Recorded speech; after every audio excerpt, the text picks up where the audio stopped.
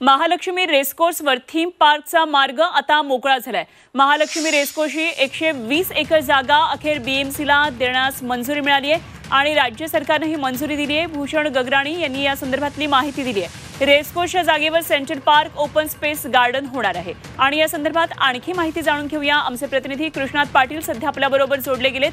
कृष्णात, महालक्ष्मी रेसकोर्सवर आता theme park तयार होण्याचा मार्ग मोकळा झाल्याचं कळतंय। काय काय नेमके या संदर्भातले तपशील पुढे येत आहेत? गेल्या अनेक वर्षांपासून हा वाद सुरू होता, कारण या युनायटेड वेस्टर्न क्लबकडे ही संपूर्ण महालक्ष्मी रेसकोर्सची जवळपास 211 एकर जमीन आहे। त्यामधली 120 एकर जमीन ही मुंबई महापालिकेची असून आता महापालिकेकडे ते परत ताब्यात देण्याचं सरकार मंजूर दिलेलं आहे आणि या 120 एकर जमिनीवर जो ओपन स्पेस मिळणार आहे त्यावर थीम पार्क करण्याचा मुंबई महापालिकेचा मनोबल आहे आणि त्या संदर्भातला मार्ग जो आहे तो आता मोकळा झालेला आहे।